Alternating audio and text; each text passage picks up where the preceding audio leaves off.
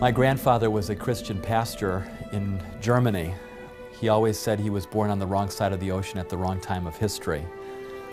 He was drafted into the German army along with every able-bodied person right as the Second World War began in 1939, and immediately placed on a frontline unit, Unit 699, that was placed in the heart of Russia and moving through the Ukraine and into Russia in the southern flank. They were heading for the city of Baku, for their goal was to basically capture the oil reserves of the Russian armies and the Russian government. And being on a bridge building unit right at the front lines, often behind enemy lines, there were huge amounts of casualties and a lot of heartache. One day, his commanding officer towards the end of the war called him into his office, his makeshift office, and asked him a very direct question. He said, "Herr Hasel, do you believe that Germany is going to win this war?" And the question was kind of a catch-22, because if you're a patriotic soldier, you're going to say, of course we're going to win this war.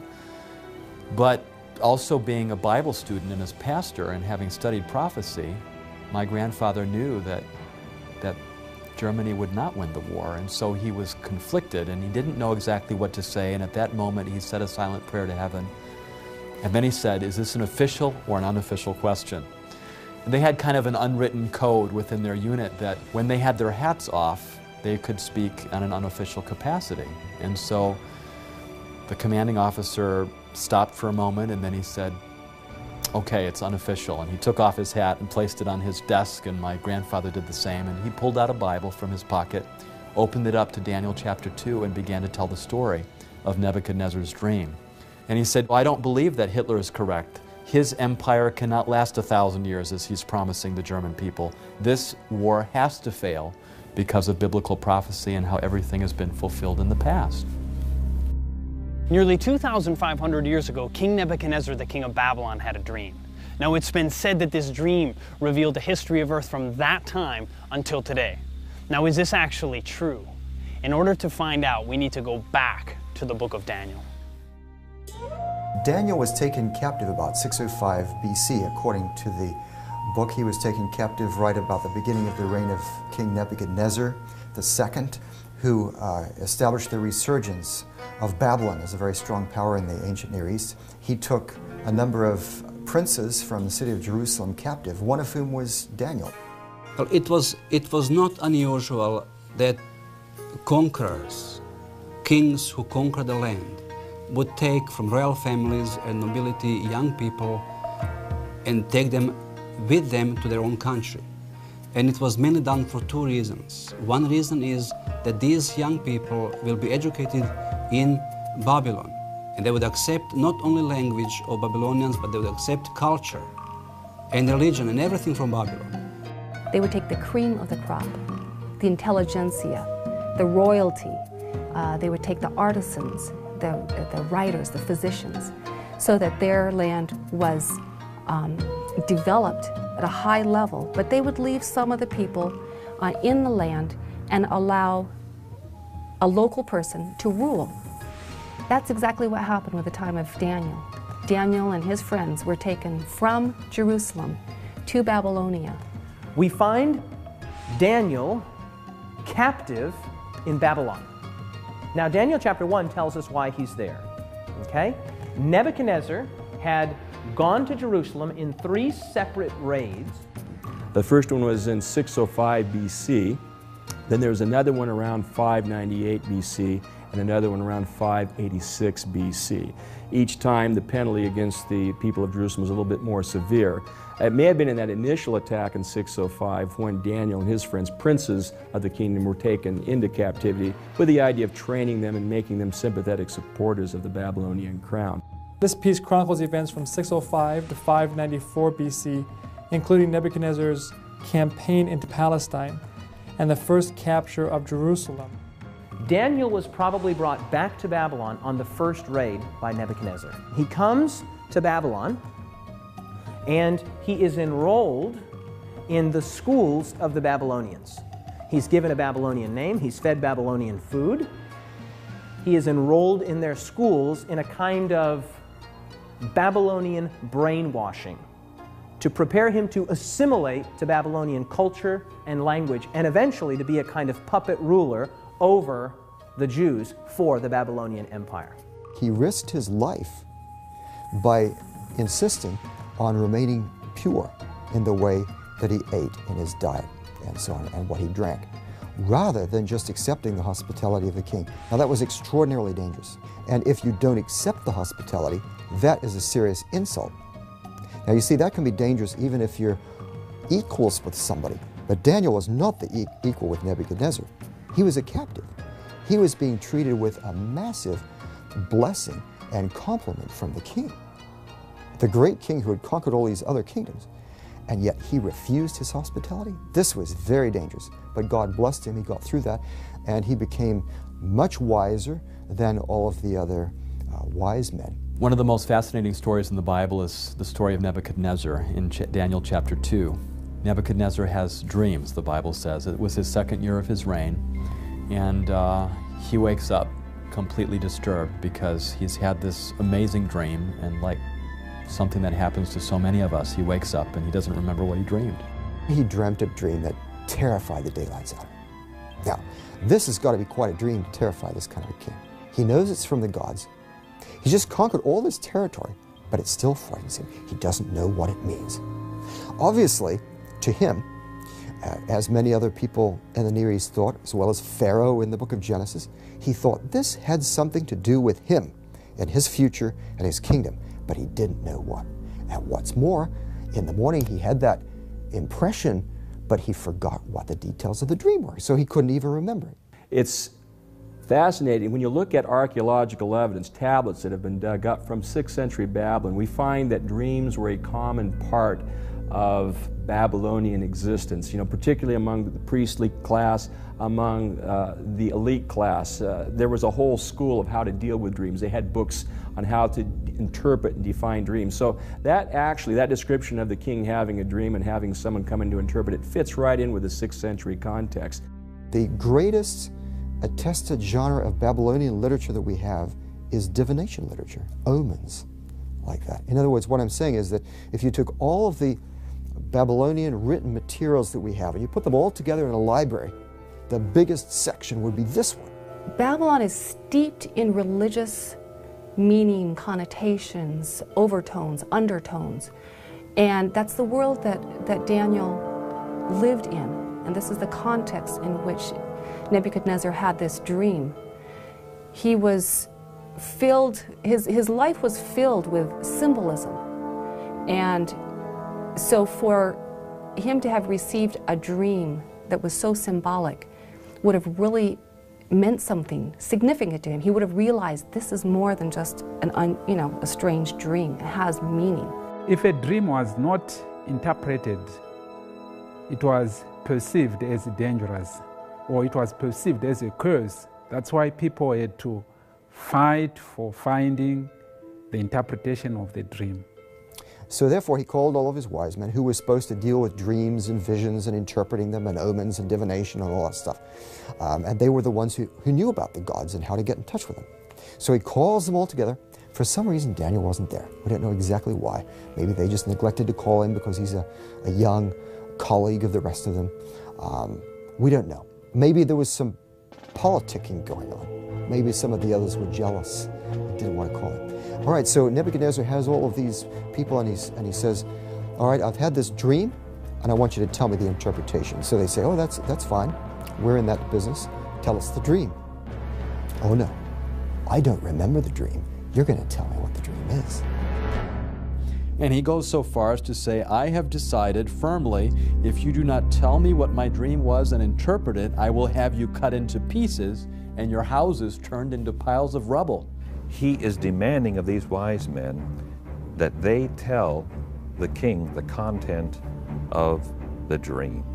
And they get upset. They know they're going to die if they don't do this. And so they're really working hard against this. And you know what they do? They say, as it says there in Daniel 2:44, he says, now wait a minute, king. They're fighting for their lives now. There is no king on earth that would ever ask such a difficult question. The king basically says, I'm not going to be persuaded by your time-saving tactics. Okay? If you tell me what the dream is, then I can have confidence in your interpretation. I don't remember what the dream was, and that's what I need you to do for me. After all, you're the magicians, you're the astrologers, you're the soothsayers. Tell me the dream. They were paid, they were enrolled, they were on the divine payroll for the purpose of knowing what others didn't know. They had access to secret information, and so it was reasonable for the king to ask this. And so the king decides that he's going to have them all killed. All of his top advisors, all of his magicians, astrologers, his sorcerers, his enchanters, and the story or the decree comes to Daniel and his 3 friends. And they began killing the wise men, and they sought Daniel and his companions to kill them. Now, Daniel, as we've already said, had gone through the schooling of the Babylonians. And so he was apparently numbered with the wise men. He was numbered with those that were being killed. As the story unfolds, one of the king's guards arrives at Daniel's house for the purpose of executing him. That must have been awkward, right? Knock, knock, knock. Hello, what can I do for you? Daniel? Yes, I'm here to kill you. He answered and said to Arioch, the king's captain, "Why is the decree from the king so urgent? What's going on here? Why all the haste? Why all of the urgency?" Then Arioch made the decision known to Daniel. He must have said something like, "Well, listen, the king's had a dream. He can't remember the dream, but he knows it's important.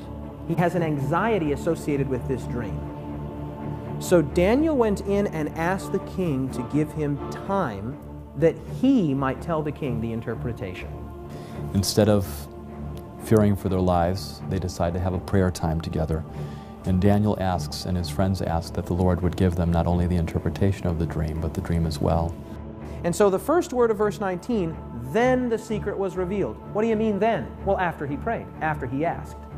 So Daniel at this point is rushed into the presence of the king. And then Daniel explains to the king the dream. It's interesting, though, what Daniel says at the beginning. He says to the king, "No wise man, enchanter, magician, or diviner can explain to the king the mystery he has asked about it, but there is a God in heaven who reveals mysteries, and he has shown King Nebuchadnezzar what will happen in days to come." I can just imagine when Daniel came in and the king said, was surprised, "Can you tell me the content of my dream?" And Daniel said, "I cannot tell you the dream because of my wisdom, but there's a God who reveals secrets." And the king was listening because that sounds good, but he hadn't heard the content of the dream yet. Because remember, the king doesn't recall the dream.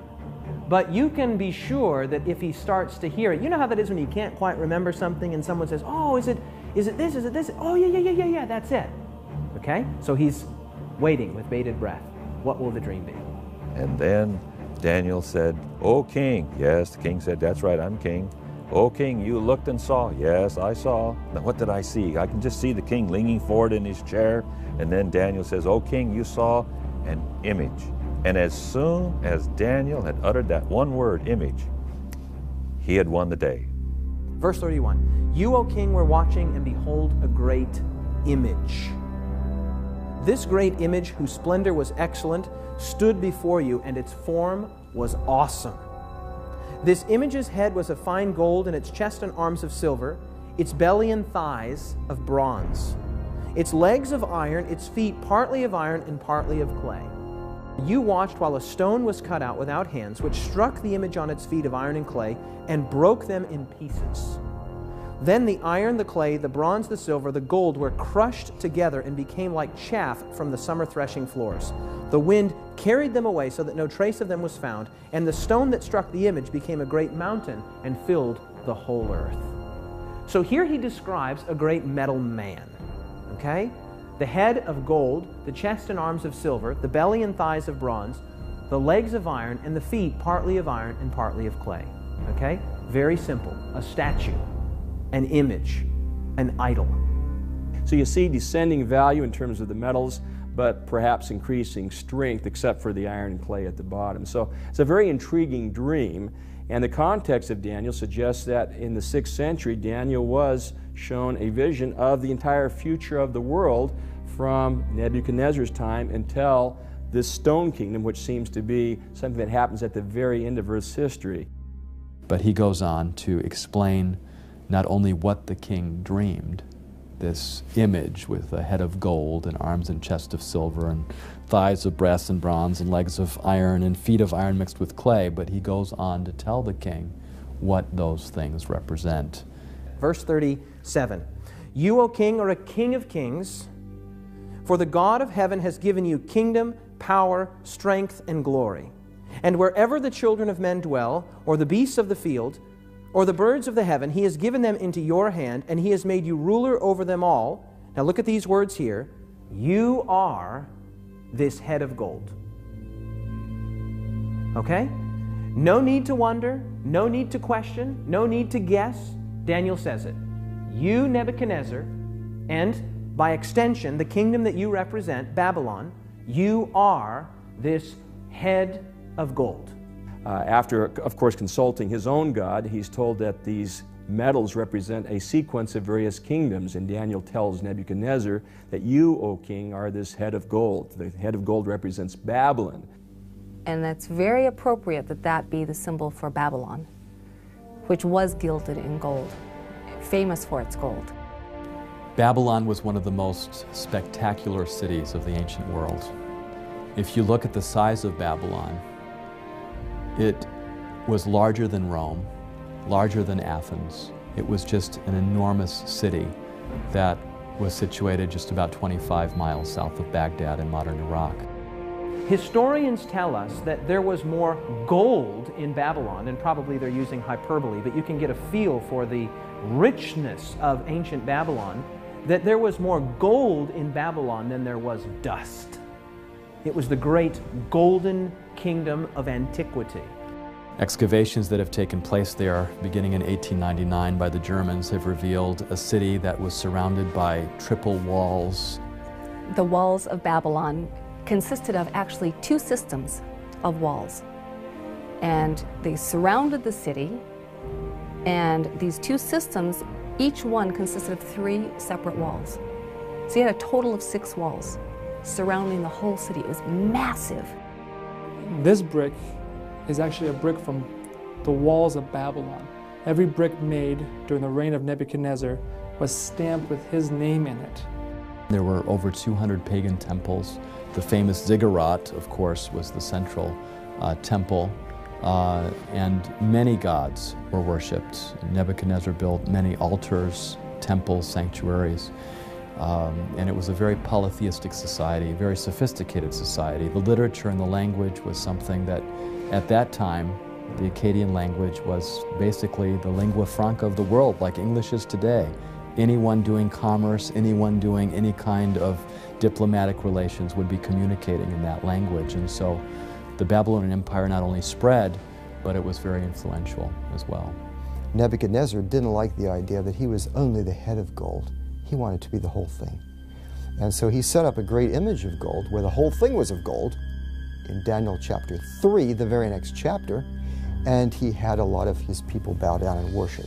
Now, William Shea has pointed out that this was possibly a time of conflict in the empire when there was some possible disloyalty to Nebuchadnezzar going on, so he was having everyone pledge loyalty to him. When you read the document coming from Babylon, we discover that in about 10th year of his reign, a rebellion broke out. And rebellion was so severe at one point in his court that the text says that he had to take his own sword and defend his own life. Fortunately, soldiers came in and he was able to survive this rebellion. And of course, those involved were punished, executed. But the problem was Nebuchadnezzar did not know who else was involved in this rebellion, in this plot. So he is asking that court officials would pledge new allegiance to him. And he is bringing the people into the Babylon just to make sure that they understand that they have to be obedient to him, they have to accept him as sovereign king and ruler. Now this comes very, very close to the events of chapter 3, where we do have the statue he built and people who were there was supposed to bow down and pay respect. We have a list on the tablet mentioning about 100 names of the people who were invited to Babylon to pledge these new allegiance. And among these names, there are 3 names which are very similar to those 3 young men that we read in the Bible, in the book of Daniel chapter 3, they did not bow down. Shadrach, Meshach, and Abednego. Shadrach, Meshach, and Abednego were nobility. They were friends of Daniel. They were part of the upper elite society of Jerusalem, and all 3 of them with Daniel were taken as captives to be trained in Nebuchadnezzar's court. Those who don't bow down, which are the friends of Daniel, he has them thrown into a fiery furnace and heated up very hot. It's like a brick kiln. Nobody could survive anywhere near it. In fact, the people that threw them in were killed. But the fact that the whole image is of gold really shows that Nebuchadnezzar is rebelling against the vision of Daniel chapter 2. He's not accepting that God is just allowing him to be the head of gold. He wants to be the whole thing and go to the end and reign forever. And so he has some hard lessons to learn. Because in Nebuchadnezzar's mind, Babylon is not a temporary kingdom. Babylon is the apex of all kingdoms. It is the unending kingdom. And so Daniel says to Nebuchadnezzar, you are this head of gold. Nebuchadnezzar must have loved that. But he didn't love what came next. Take a look at verse 39. But after you shall arise another kingdom, inferior to yours, then a 3rd kingdom of bronze, which shall bear rule over all the earth. Nebuchadnezzar was listening to that and probably didn't like it, but he heard in Daniel chapter 2, 39, that after you, that's after you, Nebuchadnezzar, after the Babylonian kingdom, another kingdom will come. Now, I'm sure that Nebuchadnezzar did not like those 2 words there, after you. But Daniel says, after you, another kingdom will arise, and then a 3rd kingdom of bronze. So now you get a feel for what the interpretation of the dream is. The gold represents Babylon. After that, the silver represents another kingdom, and then a 3rd kingdom of bronze, and then that critical phrase there, which shall bear rule over all the earth. Now, here's a critical thing to understand. That phrase, which shall bear rule over all the earth, lets you know that these are not mere regional or tribal powers. These are world-ruling entities, world-ruling powers. Babylon was the greatest nation of antiquity up to that point. But Babylon would be succeeded by another kingdom. Well, the conquest of Babylon is rather interesting. The Persians come up to the city and they surround the city. Of course, from the book of Daniel's perspective, Belshazzar the king is trapped in there with his nobility, and they feel quite safe. The walls of Babylon were very sturdy, very strong. Belshazzar knows that Cyrus is invading, that he's approaching, but he's not afraid. Babylon is invincible. It's got the walls around the city, it's got canals, it's got moats, and it's safe. One of the key features of the city of Babylon was that the Euphrates River ran through the city. That was a source of water for the inhabitants of the city, and you couldn't just break into the city. The gates were very well constructed, and the river itself, there were special barred gates that came down into the river, making it impossible for anyone to sneak into the city through the river course. Babylon, in fact, was under the rule of Belshazzar when it fell, on the night that it fell, according to Daniel chapter 5, when the armies of Cyrus under this general came and they got into the walls, and the Greek historian refers to the idea that, in fact, the armies of Cyrus diverted the waters of the river Euphrates. The Persians were able to divert the water by building a canal upstream and diverting the course of the river so that the water level going through the city actually dropped very low, and the Persian soldiers were able to slip underneath the water gate into the city itself, while the guards and other people of Babylon apparently were partying at Belshazzar's last party, and they were able to go in and take over the city that way. Once you break into the city, open up the rest of the gates, and the Persian army can race in and take over. Belshazzar gets reports that cities are falling. So is he celebrating because he feels secure? That's what many say. Is he celebrating to drown out the fact that he knows the empire is about to fall. That's what some say. In any case, he's feasting, and he brings out the beautiful goblets and vessels that were in storage from the Israelites' sanctuary, from Solomon's temple. And they're feasting. And they get very drunk, and then they see this writing on the wall. Belshazzar is terrified of what's going on, of what he sees, and he calls for Daniel. And Daniel interprets this for him. It is a matter of time, a matter of hours before the empire is about to fall. Babylon was the greatest nation of antiquity up to that point. But Babylon would be succeeded by another kingdom. And that kingdom would be succeeded by still another kingdom. Each of these medals representing a kingdom and then a subsequent kingdom. Okay? Babylon conquered by Medo-Persia. The Medo-Persian Empire being represented by the silver, the chest and arms. In fact, the Medo-Persian Empire is called Medo-Persia by name right in the book of Daniel, Daniel chapter 8. Cyrus, king of Persia, with his general Ugbaru-Gobryas, took over in 539.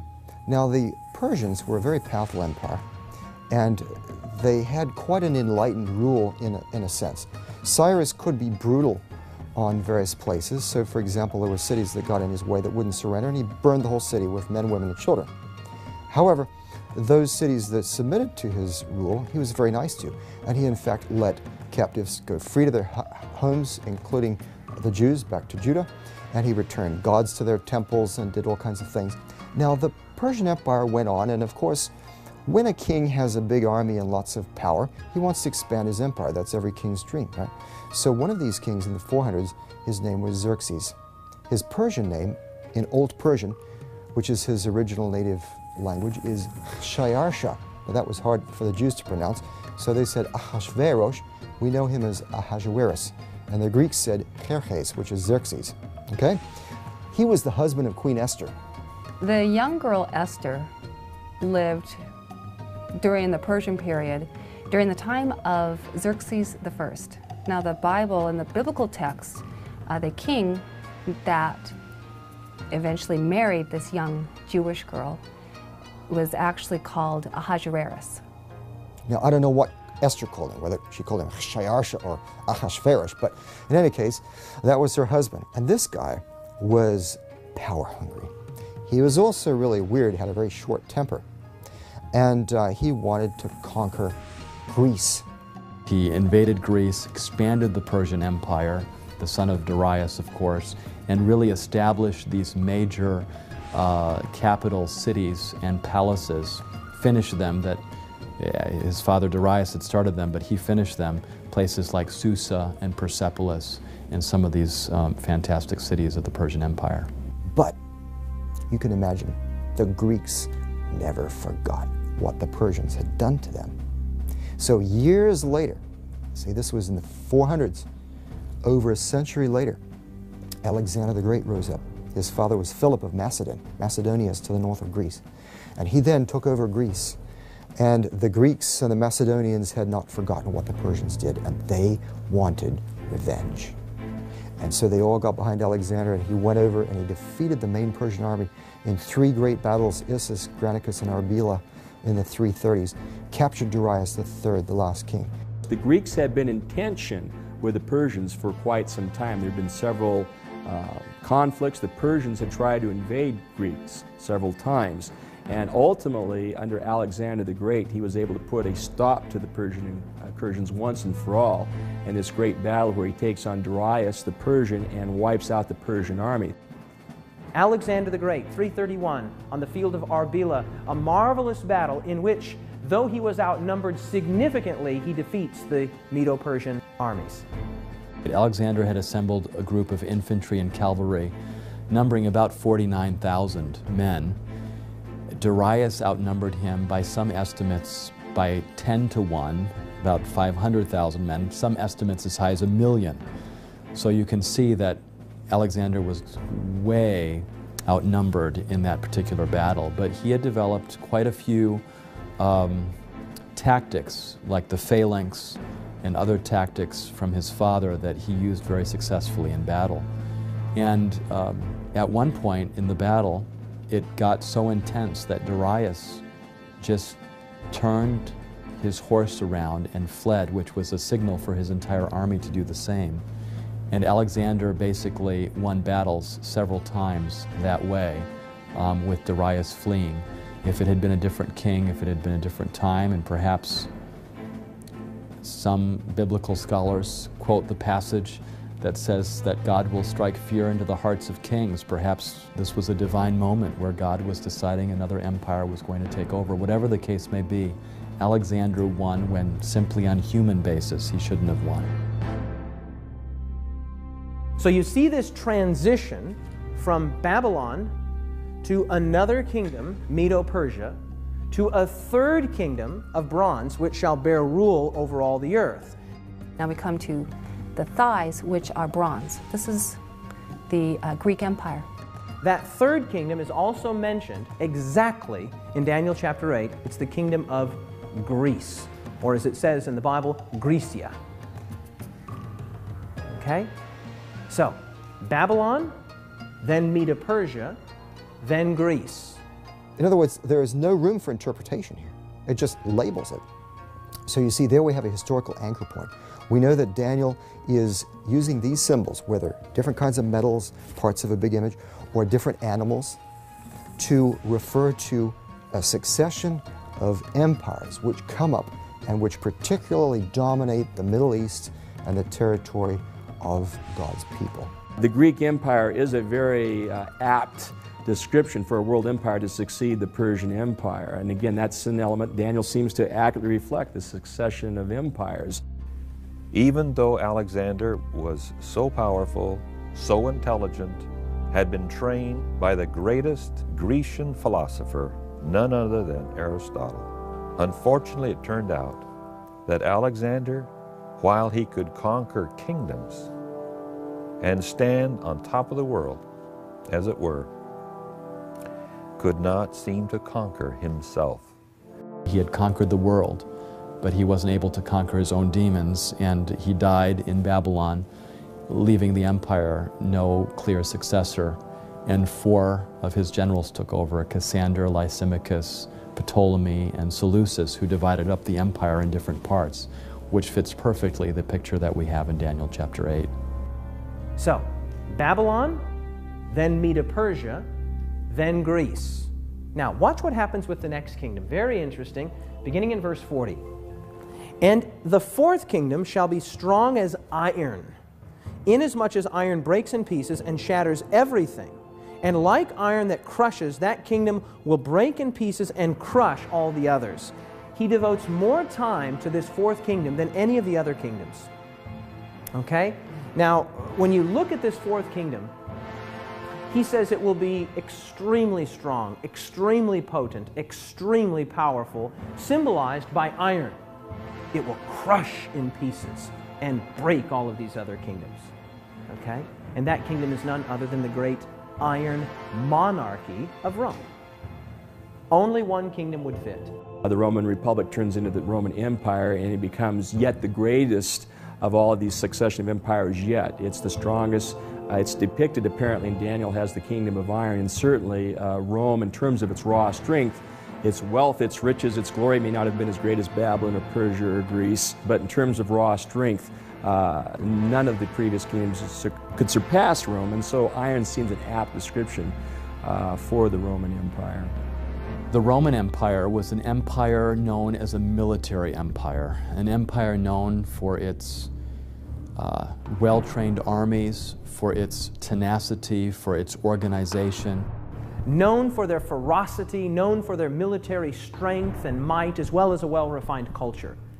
Now, Jesus was alive during the time of the Roman Empire, right? Jesus was nailed to a Roman cross. Jesus was watched by Roman soldiers. Jesus stood before Pontius Pilate, a Roman governor. And of course, crucifixion and the kinds of methods that crucifixion entailed just shows again the might of the Roman Empire and their characterization in the Bible as an empire of iron. So you have the long legs of iron, right? The long legs of iron, representing Rome, were not conquered. Rome wasn't conquered from outside by a stronger, greater, more potent military power. Rome was divided. Well, I wonder what the prophecy says about that. Let's see what it says. Verse 41. Whereas you saw the feet and toes, partly of potter's clay and partly of iron, look at these 5 words. The kingdom shall be divided. The kingdom shall be what? Divided. The kingdom will be divided. In other words, there will not be a conquering of this 4th iron kingdom, but the division of it. The kingdom will be divided. And the final phase, which is not a kingdom, but it's following Rome, it's a breakup into iron and clay, which don't really mix together. So it's sort of a division of the Roman Empire. In verse 41 it says, just as you saw that the feet and toes were partly of baked clay and partly of iron, so this will be a divided kingdom, yet it will have some of the strength of iron in it, even as you saw iron mixed with clay. So the iron continues, but it is now divided.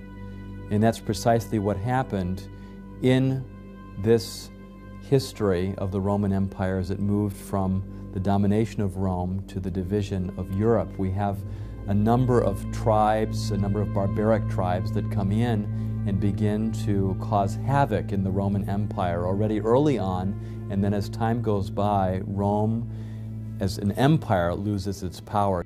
After Rome would come a divided kingdom. It would be part clay and part iron. And they would not cleave together. They would not stick together. They would be in the form of a body part, but they would not be a single kingdom. I mean, some of the great men in history, this has been their passion to bring about a kind of cohesiveness, a kind of unity in Europe, and yet the Bible says it's not going to happen. There were attempts. The story of Daniel seems to have this competing kingdom at the end of iron and clay. And it's interesting when you look at the history of Europe, you see parts of the disintegrating Holy Roman Empire remain strong.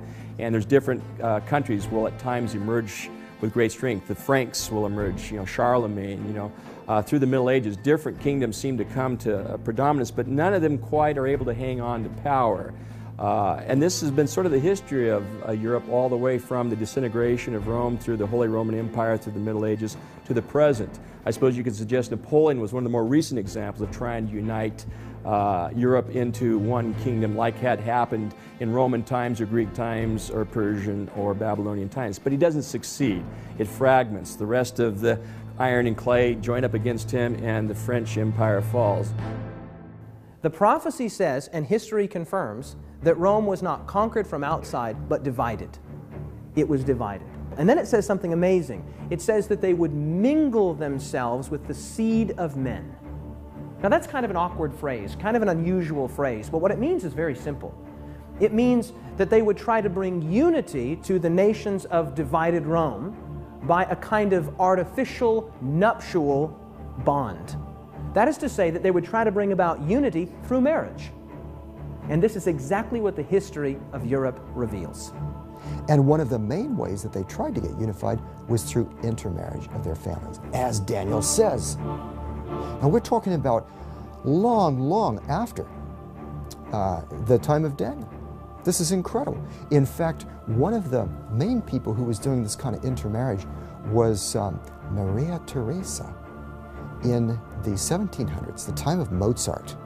She ruled over the Austro-Hungarian Empire. And she had a lot of children, especially daughters. She had a lot of daughters. And she married them to all kinds of other rulers. They didn't have a choice, most of them. One did. Her favorite daughter had a choice.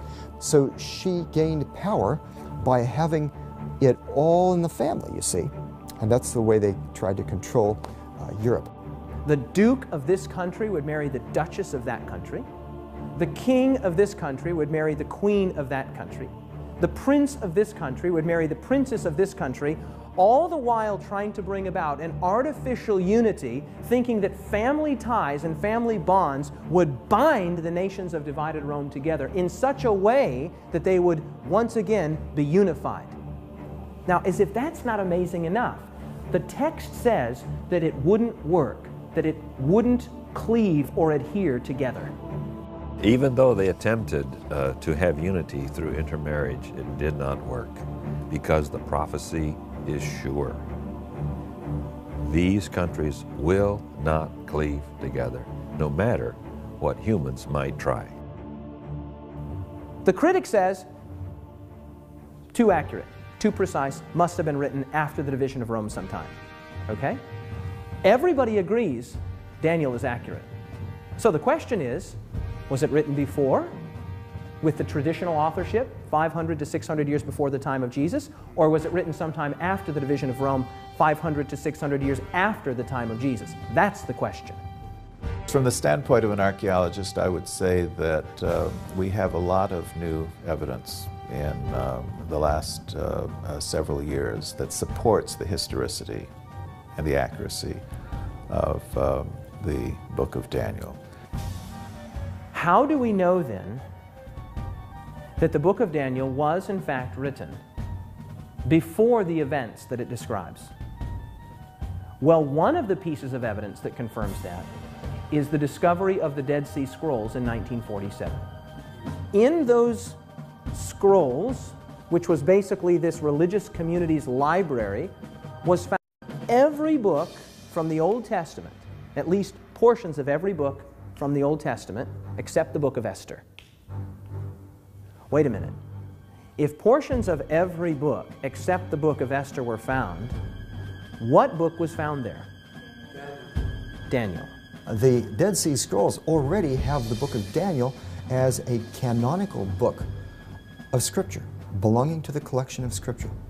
And if the book of Daniel was just only produced in the 2nd century, about 165, how would you find so soon after that this book of Daniel included in canonical Scripture? It just doesn't make sense.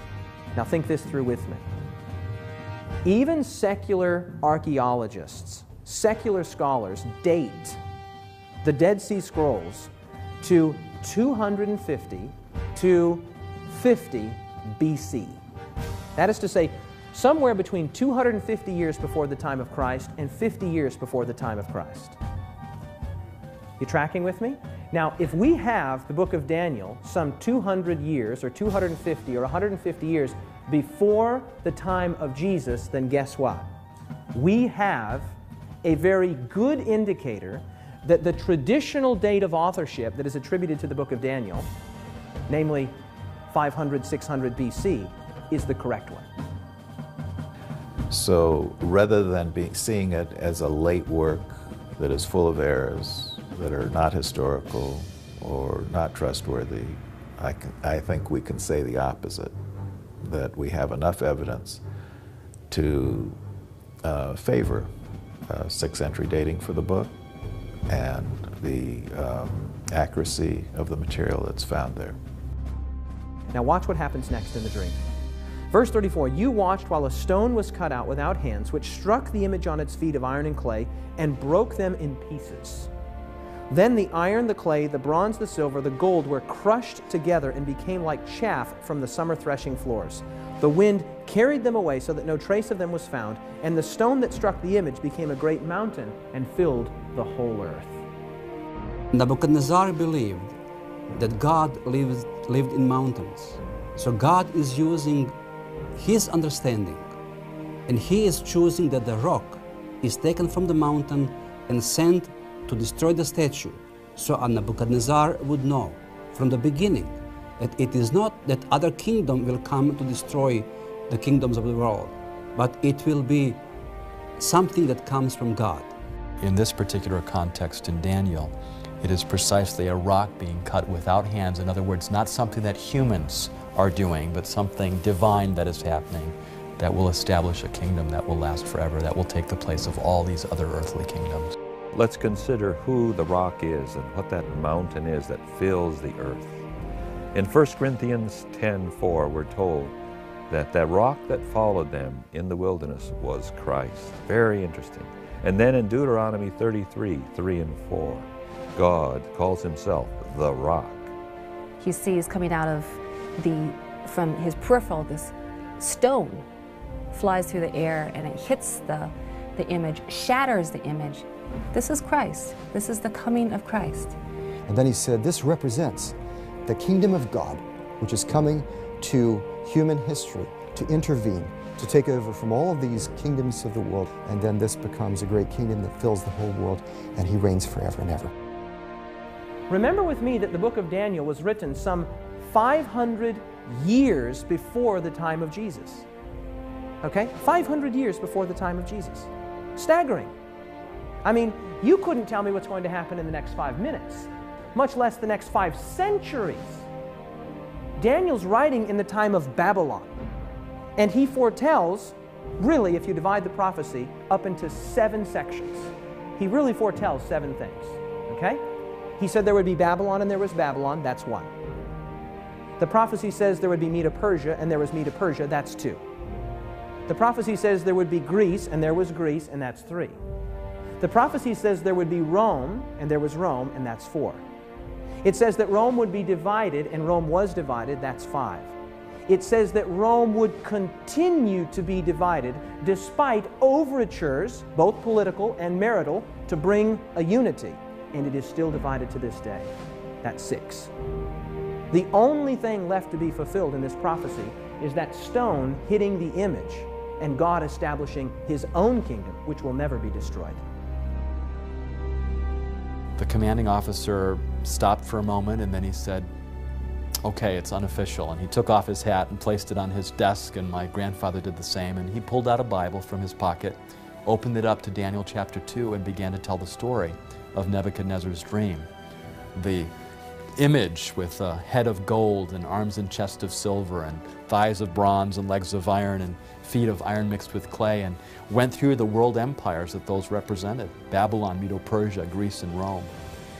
And he said, we're now living down in the period of the disintegration of the Roman Empire after Rome fell, and this is Europe today, and this feet of iron mixed with clay, and just as iron does not mix with clay, that's the time period that we're living in.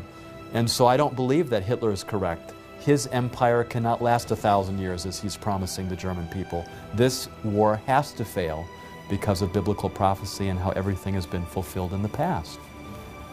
His commanding officer was very thoughtful when the Bible study was over, and then he said, could I see your Bible?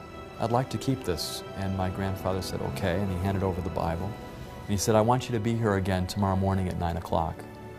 You're dismissed. The next day he showed up at 9 o'clock, and only to see that there were 2 other high-ranking officers on either side of his commanding officer. And at that moment, as he walked into the office, he thought, oh no, for sure I've been betrayed. But then his commanding officer took off his hat, told the other 2 officers what their arrangement was, and that everything that would be spoken would be not repeated again, and handed back my grandfather his Bible. And my grandfather opened it up to Daniel 2, as he was told that he would have to tell that Bible study all over again. And so that's what he did. He went through the Bible study, went through each of those medals on that image, and as he went through those medals, he talked about the dates. And every time he mentioned an empire like Babylon and the dates of 605 to 539, he noticed some communication going between his officer and the other 2 officers, kind of imperceptible, but there. And he continued the Bible study and came to the end and said, we are now living in the time period of the feet of iron mixed with clay, and they do not cleave to one another, and for that reason, we will not have a unified European or world empire that's going to last 1,000 years. Hitler's Third Reich cannot last 1,000 years. And as he delivered that message, there was silence in the room. He was dismissed again, and as he was leaving, the commanding officer said, oh, by the way, I should introduce you to the other 2 gentlemen here.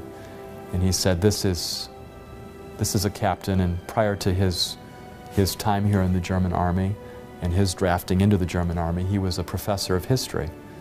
And then he was introduced to the other gentleman too, who had been a professor of history as well in his civilian days just before the war. He says, both of these men have corroborated all the dates that you provided and the sequence and the history that you've provided here. Thank you very much. Several months later, in May of 1945, the war ended.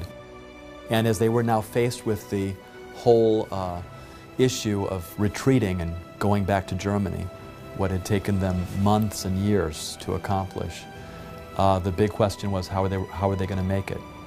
But unknown to my grandfather and to the rest of the unit, this commanding officer, having been convinced several months earlier, had rationed every ounce of gasoline, every bit of food possible, because he knew that this war would end soon, based on that Bible study, and that they would have to retreat.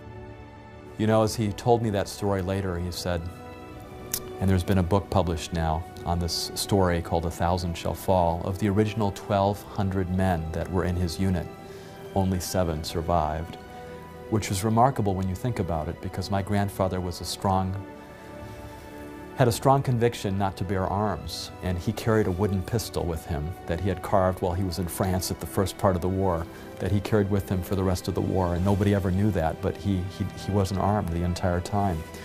And my grandfather often said afterwards that he believed that God had really been with him, that he had been protected, and that it was for moments like those when he was able to bear testimony of God's Word and biblical prophecy that had made all the difference for him and for his family and for his life. Before I was exposed to prophecy, Daniel 2, as well as Daniel 7, and other prophecies in Daniel, I was completely disinterested in religion, had no interest. I had no awareness of religion. And so seeing that prophecy played an enormous and determinative role in my personal conversion to Christ and in my present confidence in the Bible. There are 2 things in my mind that make the Bible itself a very relevant and a very real book to me today. The one thing is prophecy that you can see fulfilled over the history of time. The other is, as we do more and more excavations as archaeologists, and we're finding these ancient cities and these ancient civilizations that the Bible talks about, whether it's Babylon or Medo-Persia or Rome or Greece, whatever it is, we're able to tangibly touch the past. We're able to see it in a 3-dimensional way. And the Bible just comes to life in a way that is very powerful. So this detail just gives you the idea that, in fact, there was some great mind behind this who can read the future. Isaiah chapter 46, verse 9, I am God, and there is no other. I am God, he says, and there is none like me. And then he gives us the evidence. What was the evidence that God advanced that he was God? Declaring from ancient times the things that are not yet done. Prophecy.